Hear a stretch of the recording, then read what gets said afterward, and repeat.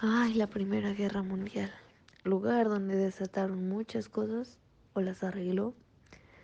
Parece que fue hace solo 107 años.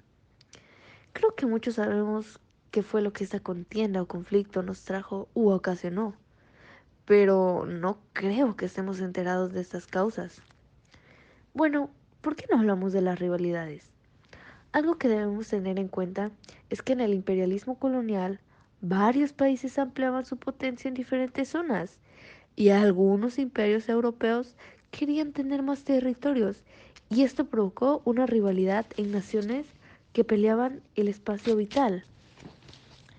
Y si queremos dar ejemplos, bueno, pues tenemos a Francia y Alemania en 1870 se habían absorbido en un enfrentamiento bélico, el cual Francia, al perder este conflicto, ah, tuvo que entregar Alsacia y Lorena, que fueron territorios importantes en mina de carbón y hierro. Bueno, otra demostración fue Alemania y Reino Unido, al que después de que Alemania abandonara su antiguo sistema de alianza y al iniciar la Weltpolitik, que era la construcción de una armada naval poderosa y que por esto los británicos se sintieron en peligro por la rivalidad que tenían anteriormente. Y bueno, parece que Alemania no aprende, ya que en 1890 se distanció de Rusia por no renovar el Tratado de Reaseguro. Y otro motivo de esta rivalidad fue por las divisiones, la última entre Rusia, Austria y Prusia. ¿Qué tal si hablamos de la paz armada? Bueno, la paz armada fue al inicio de la Primera Guerra Mundial y fue una etapa o periodo en donde las potencias hacían tratados y alianzas para que estuvieran en paz. Lo que no se sabía es que otros se preparaban para la guerra. El sistema de alianzas. Bueno, esto inició en la Primera Guerra Mundial. Fue al inicio, por rivalidades, se iniciaron grupos de alianza, tales como la Triple Entente y la Triple Alianza. Pero bueno, hay que hablar de otra cosa. ¿Qué tal el nacionalismo? Bueno, el nacionalismo fue una manera de imponer el deseo de los países poderosos. Estos creían que era lo mejor y los más inferiores y mantenían la idea de las razas. ¡Ah, qué vintage! Bueno, básicamente eran racistas. Otro nacionalismo fue el motivado por la Revolución Francesa e ideas sobre pueblos con autodeterminación del gobierno que tenían. Y esta idea se amplió en poblaciones que compartían su origen étnico. También hablemos del nacionalismo alemán. Claro, porque hay tipos de lugares. El nacionalismo alemán fue Bismarck, el que buscaba la unión militar de dos regiones y se llevó a cabo en contra de la voluntad de los pueblos. ¿Qué es eso? Seguimos con el nacionalismo francés. Este estuvo lleno de organizaciones que buscaban la recuperación de Alsacia y Lorena, como ya lo habíamos mencionado antes. Dios, Francia se dolió mucho por esas pérdidas. I feel you. Y el nacionalismo en los Balcanes. Aquí los pueblos se aburrían, se cansaban del dominio de imperios poderosos, por lo que se fortalecieron unos a los otros. Se dice que fue durante la Primera Guerra Mundial balcánica en donde los otomanos fueron expulsados por Serbia, Bulgaria, Grecia y Montenegro, y fueron quienes tuvieron la ayuda del Imperio ruso. Este conflicto guerra tuvo fin el 30 de mayo de 1914, gracias a la intervención de los queridos y vaya que muy mencionados alemanes. Pero bueno, a lo que venimos, a la cereza del pastel, el detonante de la Primera Guerra Mundial. Pues se dice que había una vez, exactamente el 28 de junio de 1914 que en Sarajevo un hombre bosnio que llevaba por nombre Gabrilo Princip, disculpen si no lo menciono bien, que apagó los ojos y arrebató la vida al heredero del trono, Francisco Fernando, y a su amiga, aliada y esposa, Sofía Van Chotek. La persona que cometió este amargo crimen fue un serbio, integrante de un movimiento de nombre La Mano Negra. Este movimiento era de lo peor, era un movimiento terrorista que solo buscaba el poder en Serbia. Fue, fue el 25 de julio del año 1914 en donde Serbia negó cumplir con las condiciones que se habían solicitado, ya que según ellos dañarían su soberanía. Sin haber llegado a un acuerdo, se rompieron relaciones con Austria y Hungría. No sabían lo que les esperaba. Pasemos a las declaraciones de la guerra. Las voy a enlistar. Claro, no fueron unas más importantes que la otra. Una de ellas fue la muerte del heredero del trono de Austria, Francisco Fernando. Fue muy doloroso para muchos, ya que creían que con él habría un gran cambio. Otra fue Austria-Hungría, un mes después del 28 de junio, la misma fecha en donde mataron al Francisco Fernando, que hizo la declaración de guerra y ataca a Serbia. Los rusos, al ser proserbio, declararon la guerra a Austria. Y por su parte, Austria pide ayuda a Alemania, los cuales le declararon la guerra a Rusia. Francia, aliada de Rusia, le declaró la guerra a Alemania. Los países que estuvieron en la guerra no pensaban en la duración, ya que pensaban que todo se solucionaría al instante. Vaya lo que detonaron.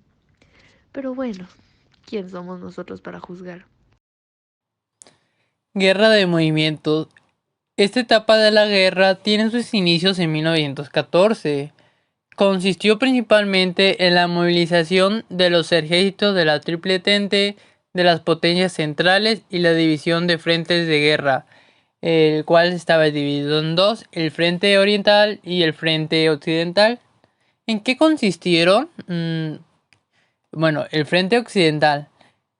En la primera instancia, los alemanes buscaban una era rápida con ataques masivos de infantería, con la finalidad de obtener victorias rápidas, con ataques fulminantes y tomar país. A esta estrategia se le conoció como el Plan de Sinn Féin.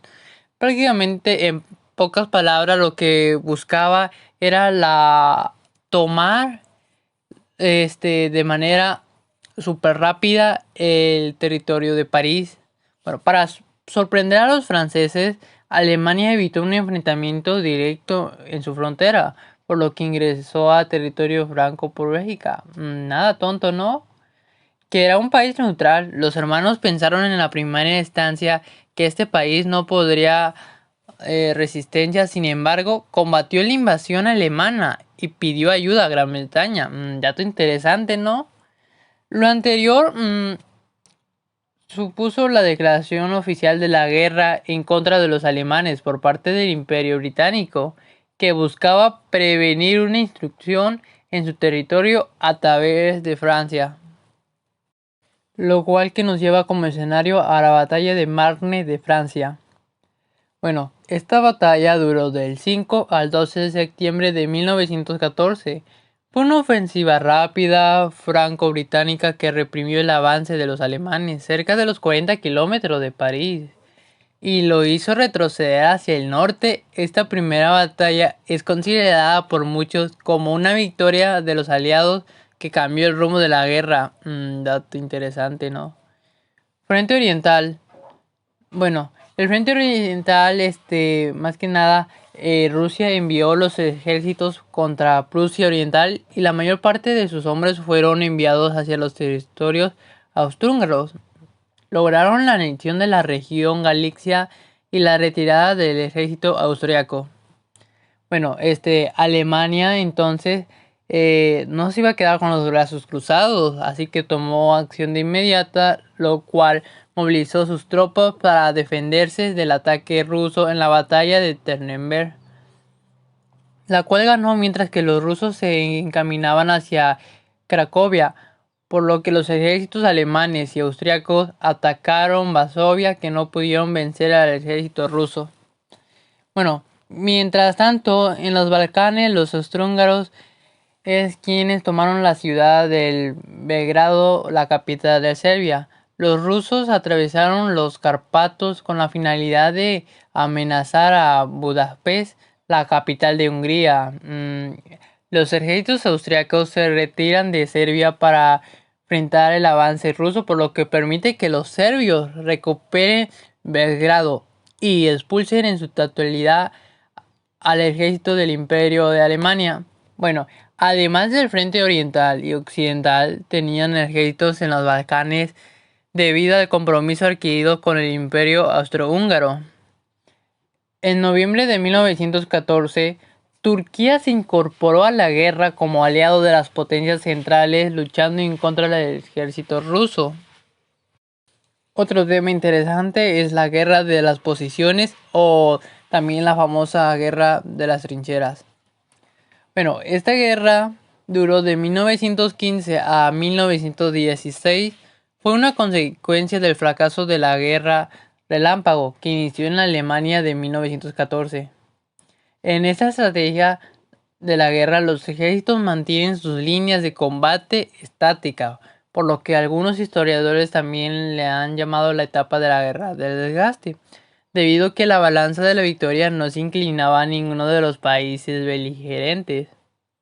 Bueno, esta guerra tuvo varios escenarios de batalla. Un claro ejemplo sería la batalla de los Dardanelos, Estambul, en Turquía. Se desarrolló entre febrero y marzo de 1915 en la ciudad de Gallipoli. Los aliados atacaron con Inglaterra a Francia y Quas, ya que ellos conquistar Dardanelos era adueñarse del camino comercial y estratégico. Los aliados querían adueñarse del Mediterráneo, pero en esta ocasión no les fue muy bien, ya que la mayoría de las bajas fueron de la Triple Entente. Batalla de Verdún. Esta batalla fue de febrero a diciembre de 1916. Fue considerada por algunos franceses como el símbolo de gran guerra por la valentía con la que combatieron los franceses. Alemania lanzó una gran ofensiva al norte de Verdún a mediados de 1916. Los franceses detuvieron el avance alemán y reconquistaron a Dortmund y Bonn, lugares clave de la guerra e importantes para los galos. Eso casi nadie lo sabía. Batalla de Somme. Otro escenario que originó la guerra de las trincheras. Bueno, empezó el 1 de julio de 1916 y fue la más mordaz y lamentable por las pérdidas humanas. Cerca de 1,5 millones de soldados heridos. No, qué lamentable.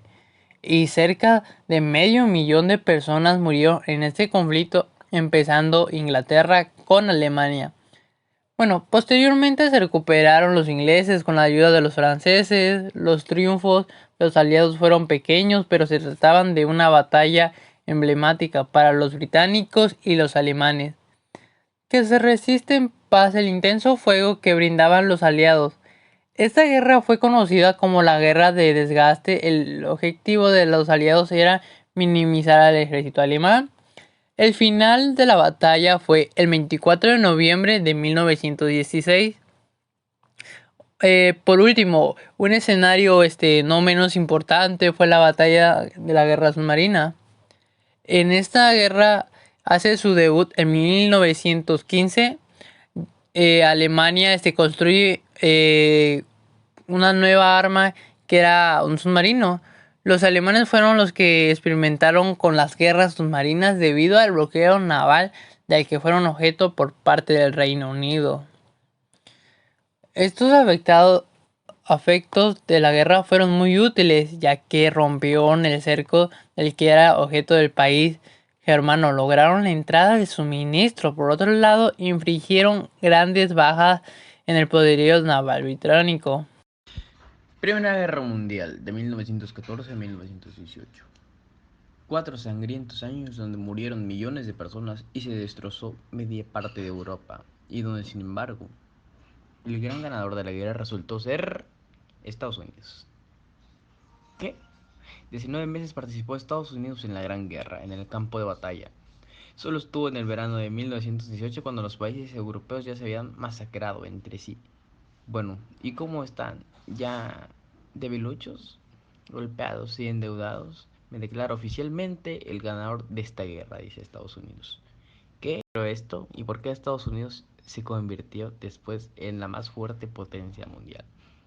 Bueno, es más fácil comprenderlo si entendemos la postura. Los Estados Unidos dicen: fingiré que no me importa la guerra y tendré una postura neutral después de todo. Después de todo, no es mi territorio y mis ciudades los que están destrozando. Aunque se necesita dinero para financiar la guerra, el tío Sam está dispuesto a ofrecer las mejores armas y recursos fantásticos precisos, a crédito y sin intereses. Anden, saben qué quieren. Cualquier parecido con la actualidad no es mera coincidencia. Fue justo aquí donde Estados Unidos dio un inicio a su llamada industria bélica. El presidente Woodrow Wilson repetía una y otra vez que no apoyaban a ningún bando, aunque lo cierto es que los bancos estadounidenses creaban fondos para financiar a Inglaterra, Francia y a sus aliados europeos. Ya saben, por aquello de los lazos históricos y de amiguitos que los unía con el Imperio Británico, fue una postura astuta y abusiva, a los Estados Unidos. Siempre que alguien reclamara: oye, eso es trampa, Inglaterra, Estados Unidos te pasa dinero a escondidas, pues era mentira, ¿no? Ellos argumentaban que no era así, el país, que no era en sí el país quien lo estaba pagando. A ver, los Estados Unidos son neutrales, son los bancos en el derecho de libertad y democracia que distinguen a nuestra nación, quienes han decidido participar en la guerra y de paso joder sus intereses. ¿Qué más puedo decir?